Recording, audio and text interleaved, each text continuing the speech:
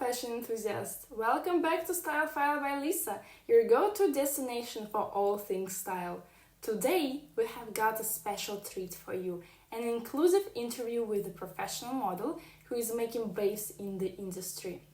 We will dive deep into their journey, uncover the realities of the modeling world, and pick up some insider tips along the way. Whether you are aspiring to be in front of the camera or just love fashion, you will not want to miss this. So, let's get started and meet our fabulous guest. Firstly, can you introduce yourself and tell us how you connect with the fashion industry? Hi, my name is Anastasia. I'm 22 years old and I'm a professional model with over 6 years of experience. I'm more photo model than a runway model because I'm relatively short, only 171 centimeters. So at the moment, I'm in Toronto, Canada, receiving my postgraduate certificate in marketing management. So I was forced to pause my job due to the lack of time. How did you become a model? It is not the most exciting story. Even as a young child, I always liked to take pictures and wanted to try myself at modeling. That's why I convinced my parents to send me to Vyacheslav Zaitsev modeling school in 2016. This school taught me the basics and gave me two awesome friends. After graduation, we passed the exam and some of us, including me, were selected to the leading team where we began to get jobs and different projects. What has been your most memorable experience on the runway? Interesting question. I think my most memorable experience was working on my first photo shot in a Korean master's class in a creative makeup. When I was shooting, they put a massive hat on my head, which looked like, I don't know, maybe an unusual crown, weighing approximately 3 or maybe 4 kilograms. It was quite heavy and needed to be kept in my head while posing for photos.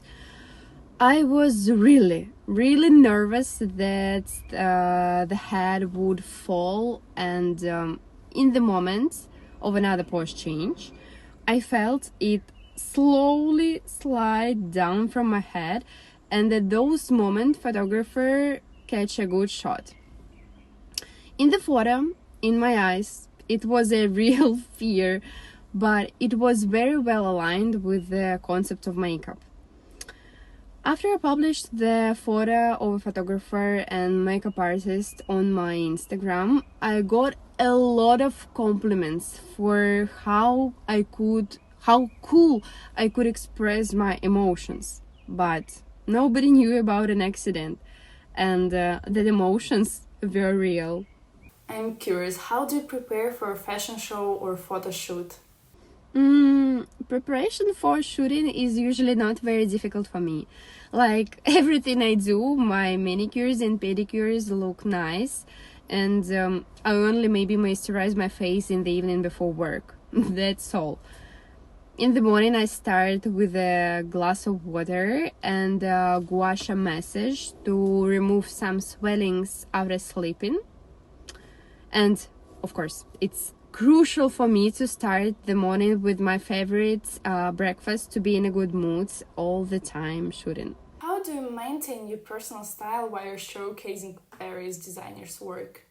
In fact, I have my own style, but of course my work influences it and helps me sometimes to try out a completely new style and take notes from it for future. How do you usually stay confident and maintain a positive body image in the industry that often emphasizes physical appearance? Very nice question. I wasn't always a confident person. As a teenager, I, like many people, had a lot of unneeded insecurities about my looks. Modeling school helped me to acquire self-confidence. After graduating from that school, I was selected as maybe a core member of the agency's models, and I had my first real modeling job, where my self-esteem went into the orbit. So, confidence is now given to the work results I see every time after different projects. Maybe a tough one. How do you handle rejection in the modeling industry, and what advice do you have for staying positive in the face of setbacks? In fact, I never had a problem with accepting rejections in the model industry, and never appeared complex after them. I always realized it was competitive market, very competitive market. And what's more, I knew that for every project you have to have your own complexion, your own hair color, eyes color, and so on. Sometimes it just physically fails to meet all of these parameters, but it is completely ordinary. Speaking of advice, I'm motivated by the statistics that I saw recently.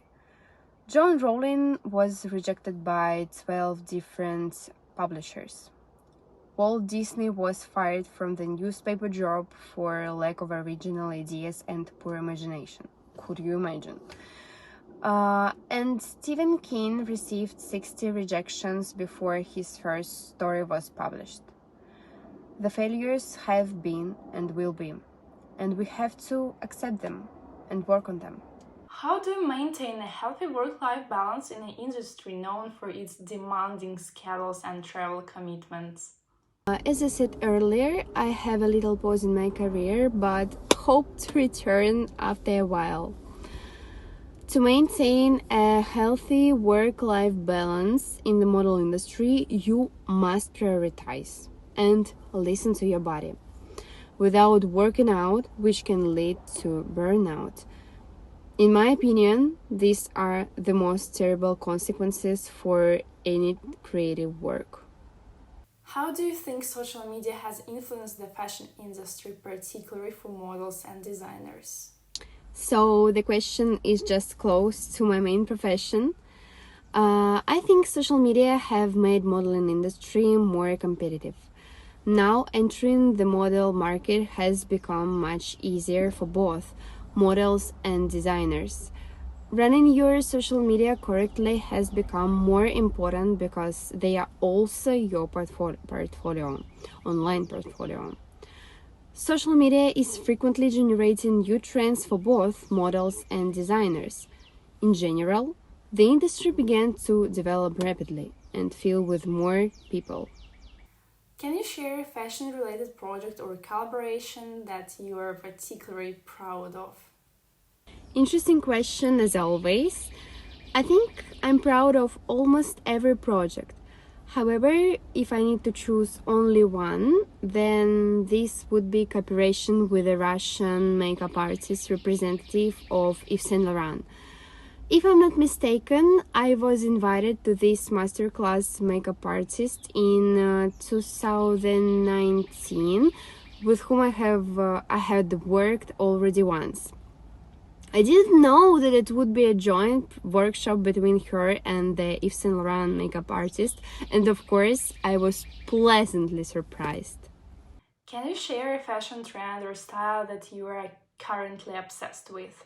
At the moment, I'm very much influenced by the trend for healthy sports that don't require hard workout. For example, fast walking in the open air and breathing gymnastics with the elements of yoga. What advice would you give to your younger self when starting out in the fashion industry? That's a great question. The primary advice is not to worry about your impression and to love your natural beauty as much as possible. How do you stay up to date with the latest fashion trends and industry developments? I follow absolutely all fashion trends on Instagram. I often scroll various journals pages from this sphere and follow the updates of the pages of famous models and photographers. What advice would you give to aspiring models? I want to advise beginners not to be afraid to try participating in as many casting sessions as possible and ignore all the rejections. That's all. Wow, what an incredible insight into the life of the professional model. A huge thank you to Anastasia for joining us today and sharing their experiences and wisdom. We really appreciate it. If you enjoyed this interview and want to learn more about the fashion industry, don't forget to hit that like button, subscribe, and click the bell icon to receive updates on our latest content. We love bringing you closer to the style icons of our time, and we can't wait to bring you along for even more exciting journeys.